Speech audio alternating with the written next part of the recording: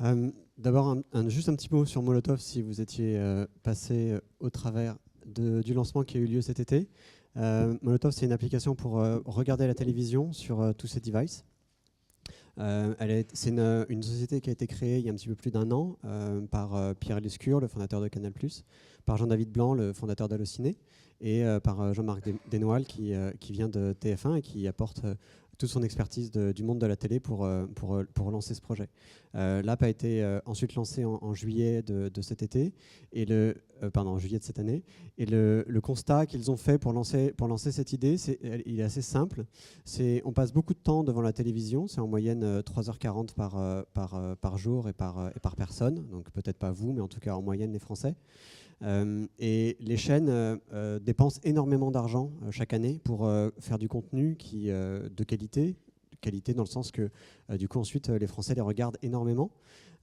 Et par la contrainte technique initiale de diffusion, ces milliards qui sont dépensés par les chaînes de télévision ne peuvent être présentés que par tranche de présent, le live, et qui est lié juste à la diffusion hertzienne. Et autour de cette contrainte technique, c'est construit l'écosystème des chaînes de télévision qui continuent de diffuser le contenu comme ça, qui nous ont éduqués à consommer le contenu comme ça, à profiter de la télévision de cette façon. Alors qu'entre-temps, cette contrainte technique initiale du hertzien a un peu disparu. Donc aujourd'hui, on a encore toute une fenêtre de droit spécifique à la diffusion télévisuelle. Donc vraiment l'industrie est structurée autour de la télévision. Mais l'Internet permet quand même d'enrichir cet état dans lequel c'est un peu figé l'industrie. Et c'est ce qu'on essaye de faire du coup chez Molotov, qui a conduit à lancer l'application. C'est comment mieux faire prendre conscience à chacun de la qualité de ce contenu qui est exprimé par l'argent extraordinaire qu'il coûte chaque année à produire. Et l'idée, c'est d'étendre la fenêtre de visibilité, de diffusion de ce contenu. Aujourd'hui, c'est vraiment que le live par le hertzien. Molotov propose aussi de regarder 15 jours devant et 15 jours derrière et utilise du coup les technologies à chaque fois de l'Internet pour améliorer cette expérience. Donc sur le futur, on peut enregistrer les programmes d'un seul clic. Sur le présent, parfois on est presque là, mais on est juste un petit peu en retard et on a raté le début. Avec Molotov, on peut retourner au début au moins du programme et on peut regarder le passé, le replay. Tout ça donc dans une seule interface, avec une ergonomie qui essaie de mettre en avant le contenu, donc qui rappelle un petit peu effectivement les codes de Netflix, tout en se plaquant sur un modèle de télévision.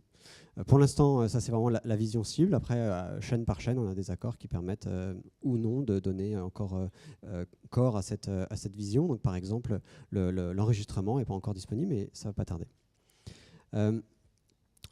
Ensuite, ce dont moi je voudrais vous parler, c'est ce qui moi m'anime au quotidien, ce qui fait que j'aime faire le métier que je fais, et qui est assez bien exprimé par ce film que vous avez peut-être vu, Le Stratège, Moneyball en anglais, qui raconte l'histoire d'un coach de baseball qui n'a pas un gros budget pour une petite équipe et qui doit, comme chaque année, la refaire.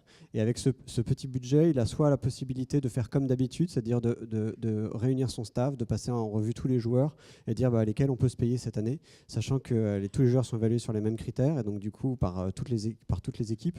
Et donc du coup forcément ceux qui ont l'air super coûtent très très cher. Quand on a un petit budget, on est obligé du coup de trouver de prendre des gens qui sont pas incroyables au regard des critères habituels d'évaluation des joueurs. Et en fait, ce que Brad Pitt fait dans ce film, c'est il rencontre un économètre qui a récupéré toutes les stats, parce que le baseball, c'est un sport sur lequel il y a toujours eu beaucoup de chiffres sur les joueurs, et qui ensuite a essayé de prédire ceux qui avaient vraiment une surqualité par rapport à leur cote. Et cette cote, elle se faisait sur des critères traditionnels. Donc à chaque fois que Brad Pitt ramène quelqu'un en disant celui-là, l'économètre a dit il est génial, les autres disent non, il est nul pour telle ou telle raison qui n'était pas forcément très objective. Et c'est une histoire réelle. Il a construit son équipe comme ça, et ça a été l'année d'un succès absolument extraordinaire, jusqu'à ce que toutes les équipes de baseball fassent la même chose que lui. Donc en fait, ce qui était une innovation d'une année est devenu en fait une bonne pratique classique de cette industrie. Et je trouve que dans notre métier, le marketing, on a vraiment ce même phénomène qui se met en place sur l'ensemble des leviers du marketing qui sont éligibles à exploser en efficacité à partir du moment où on le regarde avec des yeux objectifs, une méthode scientifique. C'est ce que tout le monde connaît en fait sur le levier donc promotion, hein, sur la publicité. Ça fait longtemps qu'on fait de la publicité digitale extrêmement quantitative. Et là, on voit bien que quand on se compare à d'autres qui font la même publicité digitale mais pas quantitative, bah forcément, on est beaucoup plus efficace. C'est aussi ce qui s'est fait dans les airlines, sur le prix, sur le levier du prix, où on analyse vraiment les réservations passées pour pouvoir prédire le prix du futur. Et pareil, c'est une technique qui s'est mise en place dans les années 90 et qui, en 5 ans, est devenue le standard industrie. Tous ceux qui ne l'avaient pas fait étaient morts. Sur le e-commerce, on voit bien aussi l'avantage que donne cette analyse quantitative dans la distribution. Et ce dont je voudrais parler aujourd'hui, et vraiment qui m'anime, c'est comment les analyses comportementales appliquées au levier de produit permettent de démultiplier l'effet de ce levier. C'est ça que je voudrais partager avec vous. Donc c'est un ensemble de choses qui sont issues des réflexions que j'ai pu avoir ces dernières années, confirmées souvent par des choses que j'ai pu lire sur Internet. À la fin, vous verrez un peu l'ensemble des lectures qui, moi, m'ont inspiré et que je souhaitais partager du coup avec vous. Donc on va commencer par quelques slides un peu de théorie que moi je trouve sous-tendent en tout cas ma réflexion aujourd'hui, qui m'intéressait de partager avec vous. Et ensuite quelques illustrations pratiques sur le cas de Molotov, sachant que c'est vraiment cette théorie qu'on a mise en place pour le lancement de Molotov.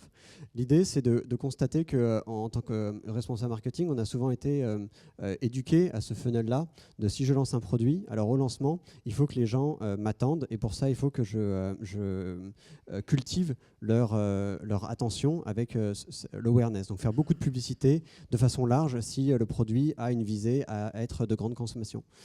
Pour ensuite, progressivement, amener les gens jusqu'à l'utiliser. C'est vraiment le schéma classique de mise sur le marché d'une eau minérale, d'un dentifrice, et qui structure encore beaucoup la façon dont on pense le marketing aujourd'hui.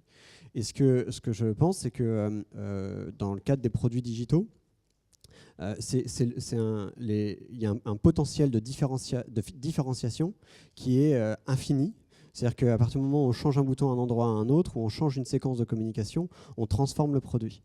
Et sous des apparences de similarité à d'autres, ces différences d'agencement amènent une vraie différenciation produit qui rend ensuite, quand on trouve l'optimum, le produit un levier beaucoup plus efficace et pour lequel on n'a pas besoin de rajouter cette surcouche de marque qu'on va avoir, qui elle, est différenciante pour des produits qui à la base ne sont pas différenciés. Je m'explique, des eaux minérales, à partir du moment où on fait varier un petit peu les bulles, où elles ne sentent pas l'eau de Javel, il n'y a pas beaucoup de différence entre elles. Et donc on va en prendre une qui va être plutôt avec des petits oursons et l'autre avec des petits bébés. Et c'est ça qui va différencier le produit. Dans le cadre des produits digitaux, le produit lui-même est ultra différencié. Et donc on peut inverser en fait cette façon de voir les choses. On dit il faut d'abord que les gens m'attendent. On dit il faut d'abord que je trouve que j'optimise mon produit pour qu'il ait une efficacité maximale. Donc trouver mon corps de cible. Donc c'est d'abord ça qu'on cultive en mettant le produit sur le marché et en l'optimisant avec beaucoup de tests et une approche scientifique pour son amélioration. Et ensuite, progressivement, on va chercher à s'éloigner de ce cœur de cible en favorisant notamment le bouche à oreille des gens qui du coup vont recommander à d'autres. Quand cette partie-là, donc c'est les deux éléments supérieurs du funnel sont terminés, là on peut commencer à se dire que dépenser de l'argent en médias peut commencer à être plus rentable que dépenser de l'argent en développeurs. Mais ça prend souvent pas mal de temps pour arriver à cet état-là. Et on va aller chercher d'abord les gens qui sont les plus susceptibles d'être intéressés par notre produit. Donc typiquement avec le plus grand intention sur AdWords ou du Play Store App Install. Et progressivement, on va saturer tous ces leviers jusqu'à arriver au levier par lequel un marketeur traditionnel aurait commencé, qui est celui de publicité très large, pas forcément très ciblée. Donc je trouve que cette inversion des funnels est intéressante parce qu'on a souvent conscience que les choses se passent comme à droite, mais on a souvent aussi été assez formé comme les choses se passent à gauche. Et du coup, parfois, on applique ces méthodes alors qu'elles s'appliquent à des produits qui sont extrêmement différents les uns des autres. La deuxième chose pour Molotov, c'est comment est-ce qu'on structure une offre de freemium. Donc c'est un produit gratuit sur lequel on doit ensuite faire de l'argent en payant. Et là, pareil, il y a parfois des choses un petit peu contre-intuitives qui se mettent en place. Et il y a une image, je trouve, qui résume bien comment la transition se fait du gratuit au payant. C'est de considérer que le produit est un train, et que c'est ce train qui doit faire passer, que les gens doivent le prendre. Ils prennent le train dans le pays du gratuit, et le produit les amène dans le produit du payant. C'est une image qui est simple, mais qui a des répercussions qui sont assez importantes. La première, c'est qu'il faut s'assurer que les voyageurs montent bien à bord du train. C'est-à-dire que quelqu'un qui télécharge l'application et qui ne fait pas l'action clé qu'on attend de lui, donc en ce qui concerne Molotov, c'est regarder une vidéo, alors on considère qu'il n'est pas monté dans le train. Donc c'est-à-dire que la première métrique à regarder, c'est définir l'action clé et quel est le pourcentage des gens qui téléchargent l'app qui font cette action clé. Ça, c'est vraiment l'activation. Ensuite, il faut s'assurer que le voyage dure suffisamment longtemps pour qu'au bout d'un moment, les gens ouvrent les yeux et se retrouvent dans le pays du payant, prêts à sortir leur carte bleue. Ce voyage peut durer longtemps et c'est l'utilisateur qui décide quand lui est prêt. Ça veut dire que toutes les actions que nous, on va pouvoir faire pour essayer de le faire payer sont probablement anachroniques par rapport au moment où lui en est. Et que quand on a des problèmes de conversion dans un modèle freemium, on va souvent avoir des réflexes en fait contre-productifs d'essayer d'augmenter la pression de conversion avec des messages qui disent convertis, convertis, alors qu'en fait ça va surtout avoir tendance les utilisateurs vont le recevoir comme descends du train, descends du train, descends du train. Si eux ne sont pas prêts à payer, ils ne payeront pas, quelle que soit la pression que nous on peut émettre. Donc parfois pour résoudre un problème de conversion où pas assez de gens payent, ce qu'il faut faire, c'est juste donner plus en gratuit. Ce qui est assez contre-intuitif et pas forcément évident ensuite à vendre. Quand le PDG dit pourquoi est-ce qu'on a pas assez de ventes, il dit parce qu'on ne donne pas assez de choses gratuitement. C'est pas toujours évident de convaincre, mais pourtant c'est une réalité. Et ensuite, quand il paye, il faut vraiment s'assurer qu'il reste longtemps à bord. Et ça, c'est vraiment encore une fois le produit qui va convaincre les gens qu'ils sont bien à bord. On avait fait, je travaillais chez Deezer avant et on voulait s'attaquer un peu aux problématiques de churn, c'est-à-dire aux gens qui payent et arrêtent de payer. Comment faire en sorte que plus de gens continuent de payer? On avait fait un petit benchmark de différentes industries qui étaient confrontées à la même problématique et on avait discuté avec quelqu'un qui travaillait dans la télévision payante en Grande-Bretagne et il nous avait donné quelques conseils. Et le premier conseil qu'il nous avait donné, c'était: j'ai regardé votre formulaire de désinscription, il est beaucoup trop simple. Il faut que vous le rendiez beaucoup plus compliqué, que vous demandiez des mots de passe, et en fait, on venait justement de le simplifier. Donc, on a raccroché et on a téléphoné à Netflix. On a eu une discussion avec un de leurs product managers sur comment est-ce que vous gérez les problématiques.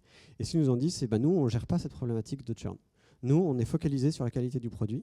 Et si le produit est bien, on mesure la qualité du produit. Mais si le produit est bien, alors les gens resteront. Et je trouve que du coup, cette approche, elle est intéressante parce qu'elle explique vraiment comment, de façon profonde, on peut faire en sorte que les gens restent dans le train. Quand quelqu'un veut descendre, il descendra. Il faut juste qu'il n'ait pas envie. Ce qui amène en fait pour nous à l'équation fondamentale de la croissance. Quand on mélange cette inversion du funnel et ainsi que les différentes étapes d'un parcours de conversion, l'équation qui guide notre lancement, c'est de comparer à droite combien les gens qui payent, combien ce qu'ils vont nous rapporter sur la durée qu'ils restent avec nous, par rapport à combien ce qu'ils vont nous coûter à acquérir, en transformant le coût en recette par le taux de conversion. Donc toute la partie à gauche, là, vraiment nouvel utilisateur, c'est tout ce qui est associé au coût. Ensuite, on a parlé de l'activation, s'assurer que les gens restent suffisamment longtemps pour ensuite pouvoir convertir. Ça, c'est vraiment la partie conversion. Donc ça veut dire que garder un utilisateur longtemps en gratuit fait partie de la sphère de conversion. Et ensuite, pendant qu'il est en payant, combien de temps il reste avec nous et combien d'argent il va nous donner. Et derrière, il y a cette équation un peu fondamentale pour nous, sur laquelle je voudrais bien noter que, vous voyez, le cost per user, donc le CPU, c'est quelque chose qu'on dépense tout de suite, et la lifetime value, c'est quelque chose qu'on va avoir potentiellement sur des années. Donc quand bien même, en fait, ces deux choses sont équilibrées et qu'en gros, on a un ROI positif, il y a en fait un gros décalage dans le temps qui n'est pas forcément très favorable à cette équation, où on dépense de l'argent tout de suite pour espérer en récupérer pendant longtemps. Donc la vraie chose qu'on devrait faire, c'est diminuer aussi un peu la valeur de la lifetime value pour prendre en compte le fait que c'est de l'argent qui va nous revenir plus longtemps. Et Ici, si on prend des coûts qui sont assez classiques de cost per utilisateur, donc c'est un download avec une création de compte autour de 2-3 euros. Ici, c'est 3 euros. Et mettons qu'on ait un taux de conversion de 5%, ça dépend des industries, mais ce n'est pas toujours un très mauvais taux de conversion. On voit que derrière, ça nous fait en fait un membre de droite à 60 euros. Et que si on a une lifetime value à 30 euros, ce qui, pareil, n'est pas toujours un mauvais chiffre, en fait, on est très, très, très, très loin de pouvoir se payer des nouveaux utilisateurs. Donc ça, en fait, c'est une équation qui est assez classique pour les modèles de freemium comme nous. Par exemple, des jeux ont vraiment l'habitude de ça. Et Supercell, eux, quand ils vont lancer un produit, ils vont le tester au Canada avant de le lancer partout. Ils voient comment cette équation s'équilibre. Ils voient si avec le produit, ils sont capables de faire en sorte qu'ils récupèrent un peu plus d'argent, que les gens restent un petit peu plus. Et s'ils n'y arrivent pas, ils ne lancent pas le jeu. Et s'ils y arrivent, ils lancent le jeu. C'est-à-dire qu'ils savent qu'ils ont une mécanique qui va être positive. Donc c'est vraiment ça qui nous guide, nous.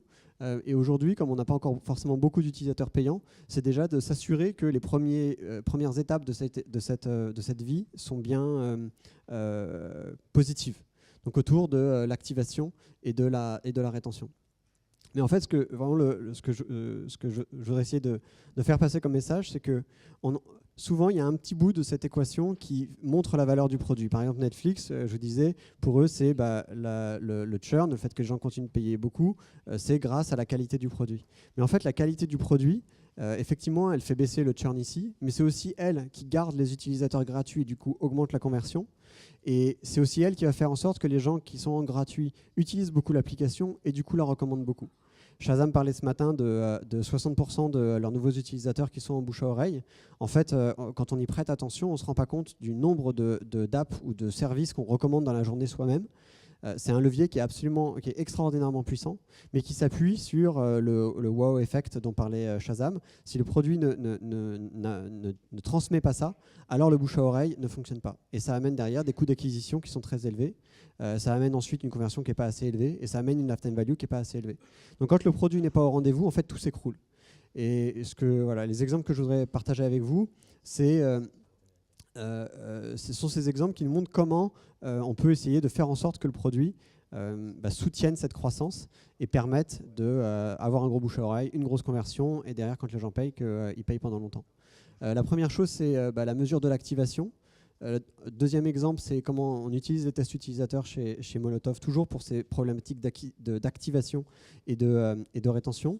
Et ensuite, comment le NPS, pour nous, est une métrique fondamentale, à la fois de qualité du produit et aussi d'indicateur de capacité de recommandation pour le bouche à oreille et pour le fuel de notre croissance. Ici, ce premier exemple, c'était un débat qu'on a eu au lancement. Voilà, ça c'est la page d'accueil de Molotov. Vous voyez ici, c'est une page chaîne sur laquelle tous les programmes qui sont en cours sont présentés. Et quand un utilisateur clique dessus, il peut lancer le live. Et la question qu'on se posait, c'est est-ce qu'il faut qu'on montre tout de suite les chaînes payantes pour donner la vision de la richesse de l'offre Molotov, ou est-ce qu'on montre que les chaînes gratuites? Et il y a vraiment du pour et du contre. C'est-à-dire qu'il y a vraiment des débats qui sont enflammés, parce que les gens qui disent non, il faut montrer que les chaînes gratuites, c'est pour dire sinon les gens vont penser que le produit est payant et ça va être une raison pour eux de partir.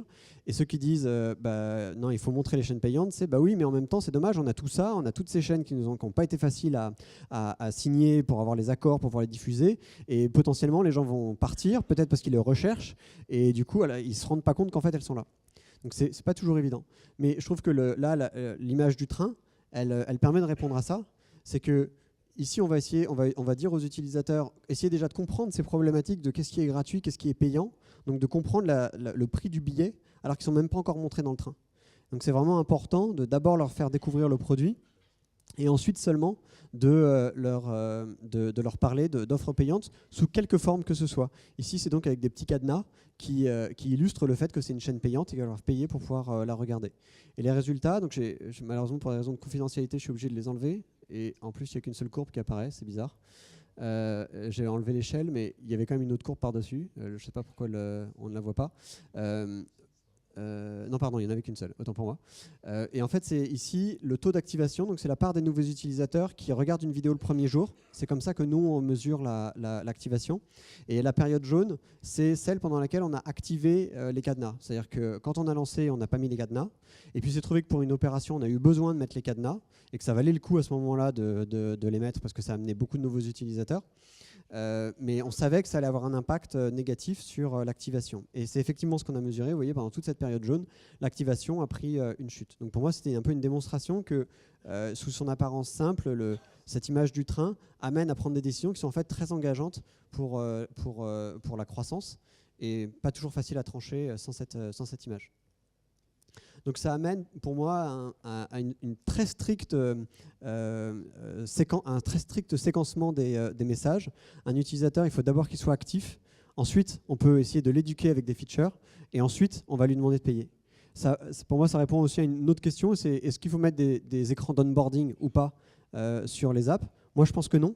Je pense que c'est essayer de faire de l'éducation à des gens qui ne sont pas encore assez actifs, que le fait d'essayer de créer de l'activité en demandant aux gens de lire quelque chose, alors que déjà ils ont pas, notre app n'était pas suffisamment claire pour qu'ils arrivent à faire ce qu'ils devaient faire en arrivant dessus, ça veut probablement dire que ça ne va pas être très efficace. Il vaut mieux essayer de faire en sorte que le produit en lui-même déjà rende les gens actifs avant de pouvoir les éduquer. Deuxième chose, c'est les tests utilisateurs. On en parle beaucoup. Je voulais juste passer un petit peu de temps dessus pour dire ce que nous, ça nous avait apporté, pour juste partager un peu en best practice quand nous, on les met en œuvre et essayer d'expliciter le fait que c'est vraiment très simple. Et derrière, préciser aussi ce que c'est ou ce que ça n'est pas par rapport aux réactions que j'ai pu avoir quand on parlait de tests utilisateurs. Donc, nous, ce qu'on a fait, c'est on a pris une dizaine de personnes. On leur a juste on a défini des scénarios et on leur a demandé d'exécuter ces scénarios dans un mode un peu découverte de l'application et voir ensuite quels étaient les chemins que les gens prenaient, quels étaient les chemins qui leur facilitaient la compréhension de l'application et quels étaient ceux qui les rendaient plus difficiles. Ce qu'on a compris, c'est que les 3h50 de consommation de télé par jour par personne, ça éduque d'une façon absolument colossale sur toute la complexité de la télévision et de sa temporalité. Et d'une certaine façon, c'est un acquis qu'on doit pouvoir utiliser chez Molotov en mettant en avant ces codes de la télé que les utilisateurs connaissent. Ça veut dire les logos des chaînes, ça veut dire la temporalité, très très importante.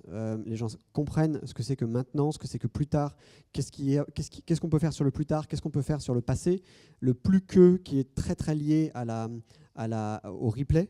Donc vraiment de reprendre ces codes-là, aussi dans les termes qu'on utilise, de direct, de live, de replay, d'enregistrement, sont des choses qu'on voyait à chaque fois que les utilisateurs voyaient ces termes, c'était autant d'ancrage pour qu'ils apprennent l'application. Ce qu'on a vu aussi, c'est que par son ergonomie un peu en rupture, il y a à la fois un aspect positif à ça, qui est que c'est un changement. Il y a un aspect négatif, c'est qu'on casse un peu les codes de la télévision et que du coup, on peut avoir du mal à capitaliser sur ce que les utilisateurs comprennent. Ce qu'ils ont déjà compris grâce à leur éducation sur la télévision. Donc pour nous, ça a été extrêmement formateur parce qu'on a compris ce qui était positif dans notre application et ce à quoi il fallait qu'on fasse attention pour amener les utilisateurs de ce qu'ils connaissent à quelque chose d'un petit peu mieux sans qu'ils soient perdus. Deuxième chose, c'est qu'on a eu des débats un peu sans fin sur savoir si pour enregistrer, on devait avoir un petit plus ou si on devait avoir un vrai rond d'enregistrement. Les sources du débat étant que les plus jeunes générations n'ont pas été formées au magnétoscope et ne connaissent pas forcément le bouton record que les gens de mon âge connaissaient déjà sur le Walkman, connaissaient sur les enregistreurs et que du coup pour le public qu'on visait, peut-être un plus était plus adapté. Et en fait, ce qu'on a vu, c'est que quels que soient les âges, le plus veut dire autre chose qu'enregistrer et que l'enregistrement était super bien compris par tout le monde. Donc du coup, on pouvait y aller, cette icône-là était très très reconnue et donc on pouvait y aller sans difficulté. Et derrière, ça c'est quelque chose qui aurait été très difficile pour nous de réaliser si on n'avait pas fait ces tests utilisateurs. Donc ça nous donne une lecture vraiment très structurante du produit et des développements. Je veux juste préciser ce que c'est un test utilisateur. C'est vraiment un petit échantillon, c'est 5 à 10 personnes. C'est des entretiens qui sont individuels, ce n'est pas un groupe. Et le but, c'est vraiment de lever des difficultés de compréhension d'interface et comprendre les conditions de bonne compréhension de l'application. c'est un scénario qu'on définit à l'avance et sur lequel on ne demande pas vraiment aux gens ce qu'ils pensent. C'est pas très ouvert, c'est assez guidé. Vraiment, le but, c'est de détecter le décalage entre ce qu'on souhaiterait que les gens fassent quand on définit le scénario, le décalage entre ça et ce qu'ils font dans la réalité. Donc c'est assez différent d'un focus group, dans lequel ça ne va pas être des entretiens individuels, ça va être des entretiens en groupe. Pareil, c'est des entretiens, les focus group, où on va plutôt demander aux gens ce qu'ils pensent, les faire parler, alors que là, on va leur demander d'agir, on va observer leur comportement. Et ce n'est pas non plus un A/B test, c'est-à-dire que c'est compliqué avec ce genre de méthodologie de faire tester différentes variations et d'essayer d'avoir des conclusions qui soient statistiquement valables sur des échantillons aussi petits. Et dernier point, c'est pas des choses qui coûtent cher. Je voudrais juste donner un peu la recette, comment nous on fonctionne. En fait, voilà le matériel qu'on utilise. On a une lampe de bureau sur laquelle on positionne une caméra pour le dessus pour pouvoir filmer ce que les gens font sur une tablette. On a un MacBook qui est ouvert en face pour filmer comment les gens sont, avec un logiciel de mixage qui coûte 10 € dans le Mac Store pour mixer les deux flux. Et derrière, on enregistre tout. Ensuite, on envoie tout ça sur YouTube pour le mixage, pour l'édition, pour découper les choses comme il faut. Donc ça se fait aussi avec 5 utilisateurs. Il y a des articles que je cite ensuite qui expliquent pourquoi avec 5 utilisateurs, on a déjà 80% des problèmes qui sont détectés. Et on fait juste ensuite appel à une agence de recrutement pour se charger du recrutement des utilisateurs sur un ciblage qui correspond à notre cible.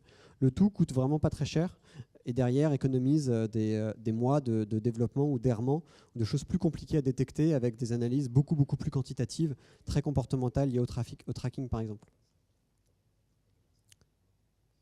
La dernière chose dont je voulais vous parler, c'était l'intégration du Net Promoter Score chez Molotov. Le Net Promoter Score, c'est une question normée qui dit aux utilisateurs, sur une échelle de 0 à 10, à quel point recommanderiez-vous ce service à un collègue ou une amie.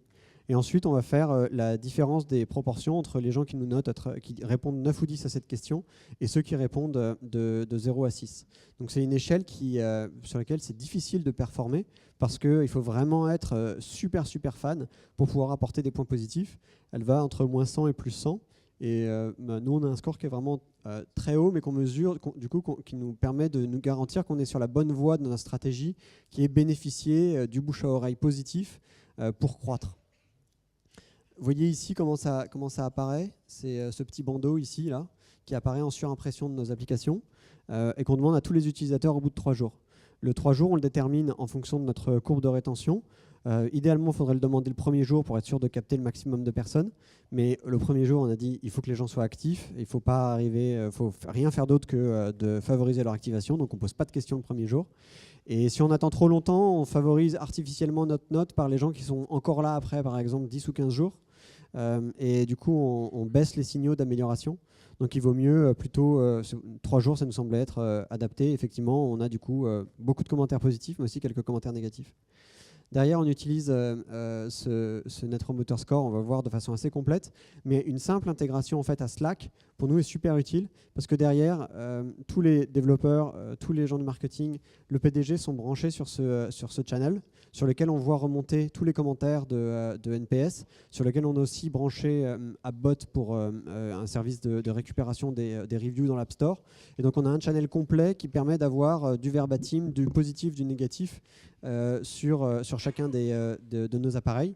Et donc, ça alimente un peu, ça donne un peu le flux de ce que les utilisateurs pensent à toute la société.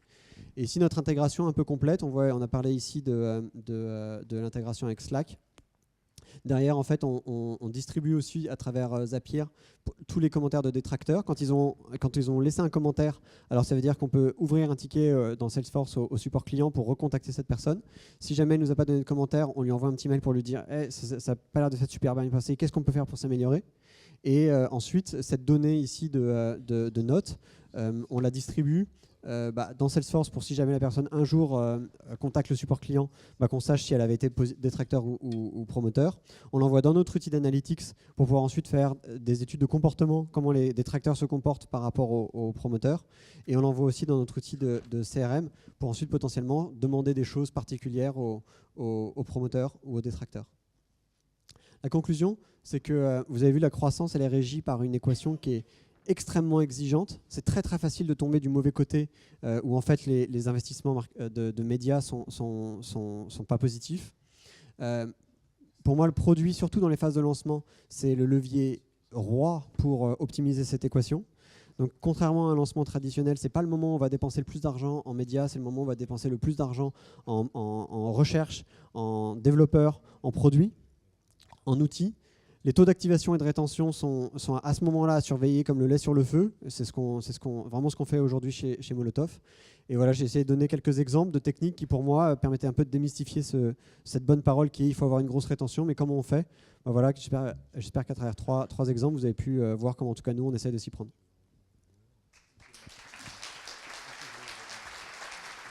Merci beaucoup.